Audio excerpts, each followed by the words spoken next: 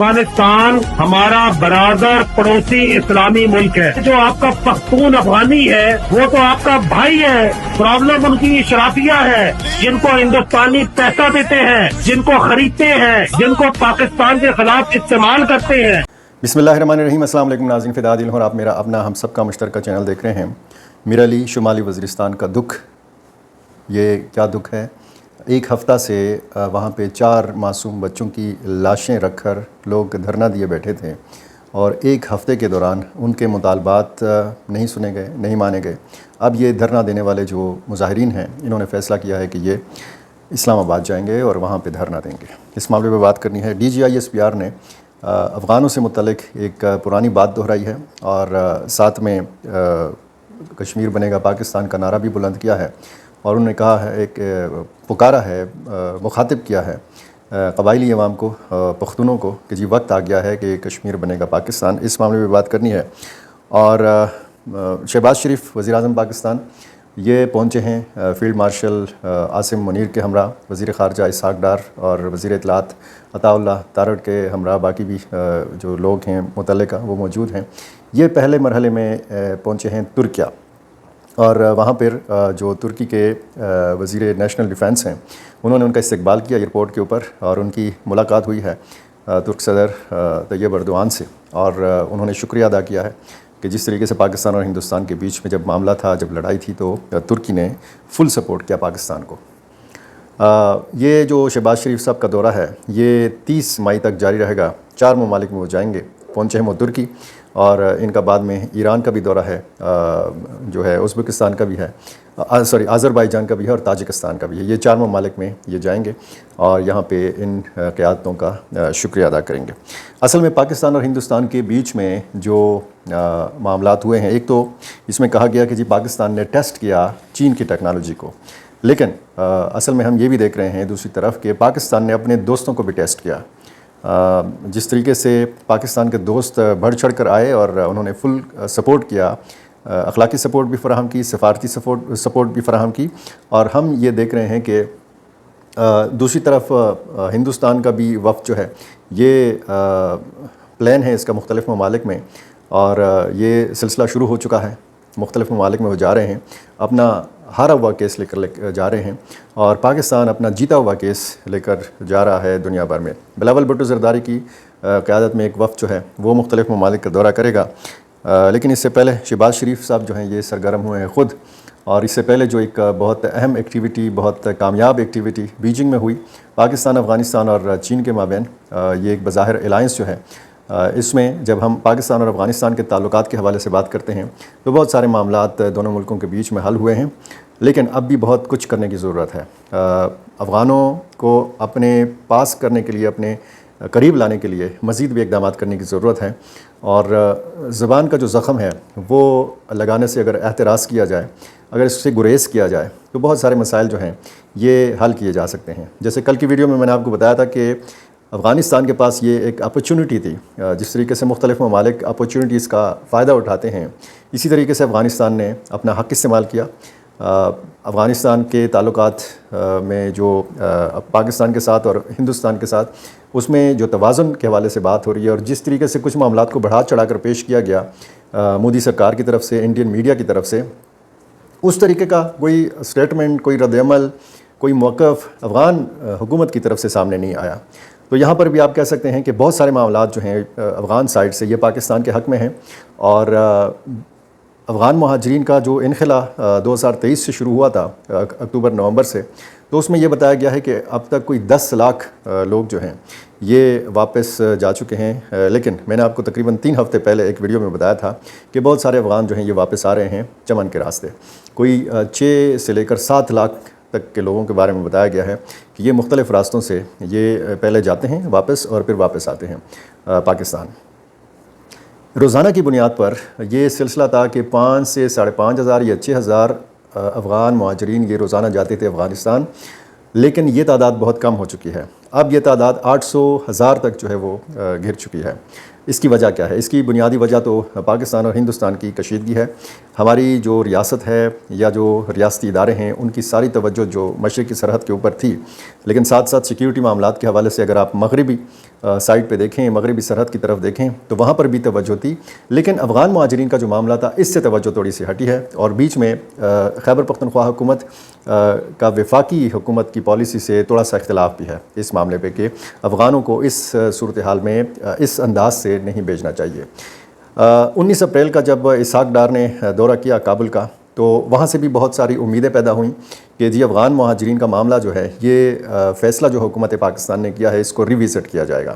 اور پھر جب ہندوستان کے ساتھ کشیدگی ہوئی اور پھر ہمیں دوستوں کی ضرورت پڑی، ہمیں نئے دوستوں کی بھی ضرورت تھی اور ہمیں پرانی جو دوستیاں تھیں وہ بھی بحال کرنے کی ضرورت تھی، تو بیچ میں لاکھوں افغان مہاجرین کو یہ امید پیدا ہوئی کہ اب پاکستان جو ہے ہاتھ کھولا رکھے گا، لیکن اب تک کا فیصلہ وہی ہے۔ ایک تو 31 مارچ کی جو ڈیڈ لائن تھی ACC کارڈ ہولڈرز اور غیر قانونی افغان مہاجرین کے لیے وہ گزر چکی ہے، اور آنے والی جو 30 جون کی ڈیڈ لائن ہے POR کارڈ ہولڈرز کے لیے، اور POR کارڈ ہولڈرز جو ہیں پاکستان میں یہ 13 سے 14 لاکھ ہیں۔ یہ پالیسی تبدیل نہیں ہوئی، اس اعلان میں کوئی ابھی تک کوئی نرمی نہیں آئی، کوئی تبدیلی نہیں آئی، اور ذرائع یہ کہتے ہیں حکومت کے کہ اس میں کوئی تبدیلی آنے کا کوئی امکان نہیں ہے، لیکن کریک ڈاؤن نہیں ہے۔ اب اس طریقے سے پکڑ دکڑ نہیں ہے، اس طریقے سے جس طریقے سے افغانوں کو شکایت تھی یا کچھ ویڈیوز ایسی آتی تھیں، تصاویر ایسی آتی تھیں یا شکایات ایسی آتی تھیں، تو وہ شکایات تھم چکی ہیں۔ تو شاید یہی وجہ ہے کہ افغانوں کی جو واپسی کا عمل ہے وہ انتہائی سست روی کا شکار ہو گیا ہے۔ بہت سارے افغان مہاجرین جب پنجاب سے، سندھ سے، باقی علاقوں سے، راولپنڈی، اسلام آباد سے آتے ہیں تو وہ خیبر پختونخوا میں رہنا شروع کر دیتے ہیں۔ یہ افغان مہاجرین کا معاملہ، اور پھر اس میں جب آپ بات کرتے ہیں مختلف حوالوں سے، یعنی افغان شہریوں کے حوالے سے، ایک تو DGISPR نے ایک پرانا بیان افغانوں کے متعلق دہرایا ہے۔ تو جہاں ہمارا ایک محبت کا رشتہ ہے، جہاں ہمارا ایک بھائیوں کا رشتہ ہے جو بہت مضبوط ہے اور جس کو کوئی نفی نہیں کر سکتا، وہاں ہماری اسٹیٹ کا ریزالو بھی ہے، جہاں پہ آپ کے chief of army staff clearly کہہ چکے ہیں، وی کمیونیکیٹڈ ویری کلیئرلی کہ ہمیں ایک پاکستانی کا خون 1000 افغانیوں پہ مقدم ہے، because no state can allow اس قسم کے بیانات، اور پھر یہ باتیں، یہ جو جس طریقے سے پہلے بھی انہوں نے کہا تھا منظور پشتین کی ایک بات کے جواب میں کہ کیا یہ جو خیبر پختونخوا کے یا پشتون بیلٹ کے جو معدنیات ہیں یہ کیا آپ جہیز میں لے کے آئے ہیں، تو اس پر بھی بڑا رد عمل سامنے آیا تھا۔ اور یہ خطاب DGISPR نے کیا تھا پشاور میں، یہ بات تو انہوں نے پریس کانفرنس میں کی تھی، لیکن پشاور میں تقریباً 3-4 دن پہلے انہوں نے خطاب کیا۔ آج میڈیا پہ یہ خطاب جو ہے یہ نشر کیا گیا ہے، اور اس خطاب میں انہوں نے باقاعدہ افغان عوام کا شکریہ ادا کیا ہے، ان کو اپنا بھائی قرار دیا ہے، لیکن افغان اشرافیہ جو ہے اس کے حوالے سے شکایت کی ہے۔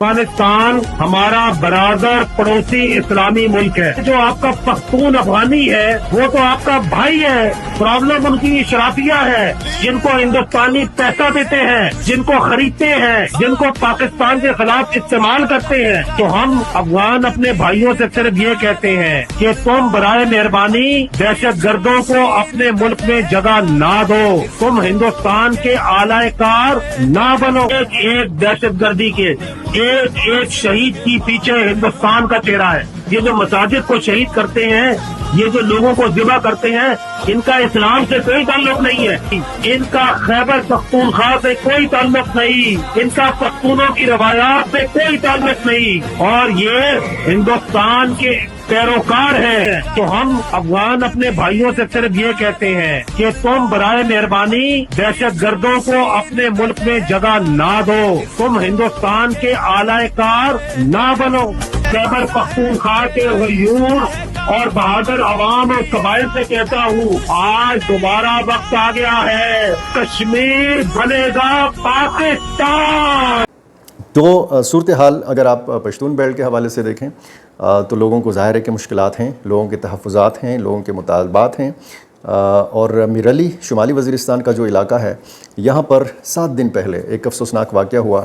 وہ ایک مکان کے اوپر مارٹر گولہ گرا، کوارڈ کاپٹر جو ہے اس کا حملہ تھا یا ڈرون اٹیک تھا، جو بھی تھا ظاہر ہے کہ اس کی تحقیقات جب ہوں گی آزاد ذرائع سے تو پتہ چلے گا، کیونکہ طرح طرح کے الزامات لگائے جاتے ہیں۔ ایک تو ریاست پاکستان کے اوپر یہ الزام لگایا جاتا ہے کہ جی یہ ڈرون اٹیک کیا گیا اور اس میں معصوم شہری جو ہیں، معصوم بچے مارے گئے، پھر اس کا ISPR کی طرف سے یہ وضاحت آئی کہ جی یہ جو سویلینز کو نشانہ بنایا جاتا ہے اس کا اصل مقصد جو ہے پاکستانی فوج سے لوگوں کو متنفر کرنا ہے، اور یہ اسی لڑائی کا حصہ ہے۔ اور اس میں DG یہ جو ISPR نے وضاحت دی تھی تو اس میں یہ بتایا گیا تھا کہ یہ اصل میں ملیٹنٹس کا جو ایک ڈرون تھا وہ استعمال ہوا۔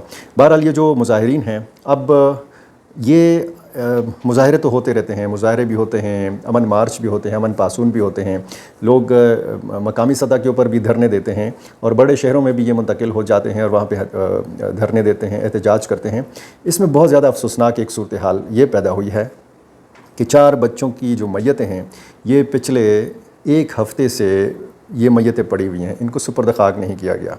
اس سے پہلے بھی اسی طرح 4 نوجوان لڑکوں کا ایک معاملہ آیا تھا، تقریباً 25 سے 27 یا 28 دن تک بنو میں ان کو رکھا گیا تھا احتجاجی دھرنے میں، ان کی میتیں، اور 27-28 دن بعد ان کو دفنایا گیا تھا، اور روزانہ کی بنیاد پر ان کے تابوت کے اوپر ٹیپ جو ہے یہ لپیٹی جاتی تھی۔ اسی طرح کا معاملہ جو ہے ان بچوں کے ساتھ بھی ہو رہا ہے، اور ان کی میتیں اب لے جا کے جو ہے یہ فیصلہ کیا گیا ہے کہ سوموار کو یہ مظاہرین ان میتوں کو لے کر میرالی شمالی وزیرستان سے روانہ ہوں گے۔ یہ بنو سے ہوتے ہوئے پھر آگے کرک، کوہاٹ، پشاور، اور آگے پھر چارسدہ، نوشیرہ، سوابی، مردان، اور پھر آگے یہ اسلام آباد جائیں گے۔ اور جتنے شہروں کے میں نے نام گنوائے ہیں یہاں سے قافلے جو ہے یہ ان کے ساتھ شامل ہوتے جائیں گے، اور یہ کہا جا رہا ہے کہ اگر ان کو روکا نہیں گیا راستے میں تو ایک بہت بڑا جلوس جو ہے، ایک بہت بڑا مارچ جو ہے یہ اسلام آباد تک جائے گا، اور یہاں پہ یہ سلسلہ احتجاج کا جو ہے وہ جاری رکھا جائے گا۔ ان کے مطالبات یہ ہیں کہ انصاف کے کٹہرے میں لایا جائے، اور جو ذمہ داران ہیں اس حملے کے ان کو سزا دی جائے، ریاستی امداد دی جائے متاثرہ جو خاندان ہیں، اور ساتھ ساتھ ڈرون حملے جو ہیں یہ وزیرستان میں بند کیے جائیں۔ کہنے کا مقصد یہ ہے کہ لوگوں کو اپنے قریب لانے کی ضرورت ہے۔ ایک طرف جب ہمیں ضرورت ہے پوری قوم کو یکجا کرنے کی، اور جس طریقے سے قوم نے آپ کو ثابت کر کے بتایا کہ جی اس قوم میں جان ہے، اور اس قوم کے مسائل جو ہیں یہ بغیر کسی تفریق کے حل ہونے چاہیے۔ جس قسم کے بھی مسائل ہیں، جس قسم کی بھی شکایات ہیں، اگر ریاست سے کسی کو کوئی شکایت ہے تو ریاست کو اپنا دل چوڑا کر کے، اپنا سینہ چوڑا کر کے، اپنا دماغ کھول کے یہ سارے مسائل سننے چاہیے۔ یہ وقت کی ضرورت ہے، یہ پاکستان کی ضرورت ہے۔ پاکستان کا مفاد جو ہے یہ اسی میں ہے کہ پاکستان اندرونی طور پر مضبوط ہو، پاکستان کے اندر جو لوگ ہیں ان کا ایک قسم کا نیریٹو ہو، ان کا ایک قسم کا بیانیہ ہو، اور ان کا نعرہ جو ہے وہ ایک ہو۔ اور یہ تب ہی ممکن ہو سکتا ہے کہ یہ جو بیچ میں خلیج ہے، بیچ میں جو فاصلے ہیں، ان فاصلوں کو ختم کیا جائے اور عقل کا مظاہرہ کیا جائے۔ جہاں پر بھی ہمیں بیرونی جو جارحیت کا سامنا ہوتا ہے تو پھر ہم نے یہ دیکھا ہے کہ سب سے زیادہ جوش و جذبے کا اظہار وہی لوگ کرتے ہیں جو سب سے زیادہ پسا ہوا طبقہ ہے، جو سب سے زیادہ مسائل میں گرا ہوا طبقہ ہے، جو سب سے زیادہ جو ہے مظلوم طبقہ ہے۔ تو بہت ساری باتیں ہیں۔ بہرحال میرا چینل آپ نے ابھی تک سبسکرائب نہیں کیا، یہ کر لیجئے، مجھے اپنی رائے سے ضرور نوازا کیجیے۔ بہت شکریہ۔